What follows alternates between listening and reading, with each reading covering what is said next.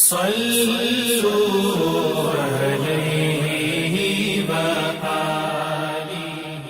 بخاری حدیث نمبر 11۔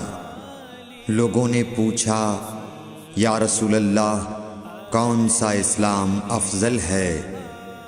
تو نبی صلی اللہ علیہ وسلم نے فرمایا وہ جس کے ماننے والے مسلمانوں کی زبان اور ہاتھ سے سارے مسلمان سلامتی میں رہیں۔ صحیح بخاری حدیث نمبر 12۔ ایک دن ایک آدمی نے حضرت صلی اللہ علیہ وسلم سے پوچھا کہ کون سا اسلام بہتر ہے؟ فرمایا یہ کہ تم کھانا کھلاؤ اور جس کو پہچانو اس کو بھی اور جس کو نہ پہچانو اس کو بھی، الغرض سب کو سلام کرو۔ صحیح بخاری حدیث نمبر 13۔ حضور اکرم صلی اللہ علیہ وآلہ وسلم نے فرمایا تم میں سے کوئی شخص ایماندار نہ ہوگا جب تک اپنے بھائی کے لیے وہ نہ چاہے جو اپنے نفس کے لیے چاہتا ہے۔ صحیح بخاری حدیث نمبر 14۔ رسول کریم صلی اللہ علیہ وسلم نے فرمایا قسم ہے اس ذات کی جس کے ہاتھ میں میری جان ہے، تم میں سے کوئی بھی ایماندار نہ ہوگا جب تک میں اس کے والد اور اولاد سے بھی زیادہ اس کا محبوب نہ بن جاؤں۔ صحیح بخاری حدیث نمبر 15۔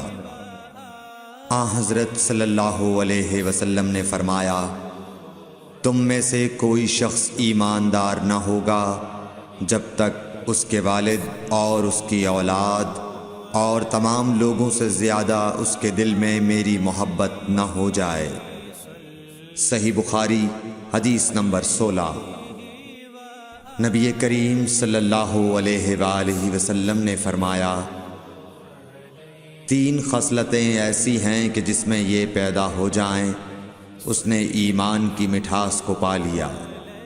اول یہ کہ اللہ اور اس کا رسول اس کے نزدیک سب سے زیادہ محبوب بن جائیں، دوسرے یہ کہ وہ کسی انسان سے محض اللہ کی رضا کے لیے محبت رکھے، تیسرے یہ کہ وہ کفر میں واپس لوٹنے کو ایسا برا جانے جیسا کہ آگ میں ڈالے جانے کو برا جانتا ہے۔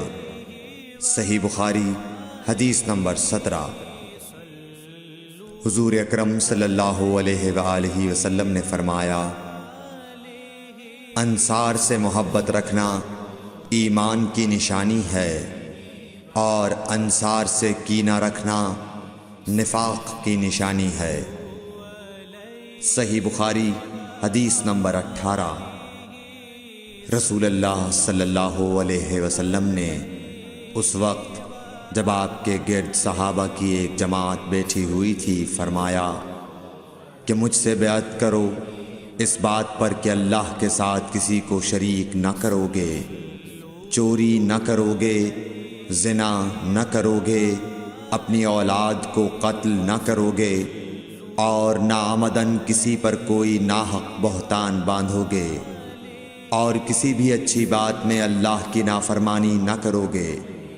جو کوئی تم میں اس عہد کو پورا کرے گا تو اس کا ثواب اللہ کے ذمے ہے، اور جو کوئی ان بری باتوں میں سے کسی کا ارتکاب کرے اور اسے دنیا میں اسلامی قانون کے تحت سزا دے دی گئی تو یہ سزا اس کے گناہوں کے لیے بدلہ ہو جائے گی، اور جو کوئی ان میں سے کسی بات میں مبتلا ہو گیا اور اللہ نے اس کے گناہ کو چھپا لیا تو پھر اس کا معاملہ اللہ کے حوالے ہے، اگر چاہے معاف کرے اور اگر چاہے سزا دے دے۔ عبادہ کہتے ہیں کہ پھر ہم سب نے ان سب باتوں پر آپ صلی اللہ علیہ وسلم سے بیعت کر لی۔ صحیح بخاری حدیث نمبر 19۔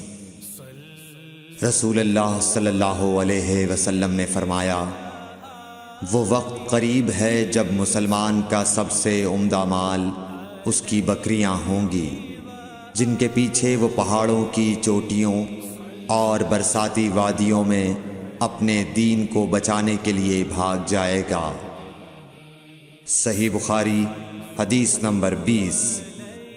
رسول اللہ صلی اللہ علیہ وسلم کسی کام کا حکم دیتے تو وہ ایسا ہی کام ہوتا جس کے کرنے کی لوگوں میں طاقت ہوتی۔ اس پر صحابہ کرام نے عرض کیا کہ یا رسول اللہ، ہم لوگ تو آپ جیسے نہیں ہیں، آپ تو معصوم ہیں اور آپ کی اللہ پاک نے اگلی پچھلی سب لغزشیں معاف فرما دی ہیں، اس لیے ہمیں اپنے سے کچھ زیادہ عبادت کرنے کا حکم فرمائیے۔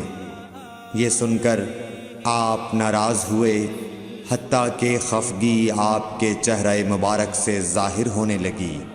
پھر فرمایا کہ بے شک میں تم سب سے زیادہ اللہ سے ڈرتا ہوں اور تم سب سے زیادہ اسے جانتا ہوں، پس تم مجھ سے بڑھ کر عبادت نہیں کر سکتے۔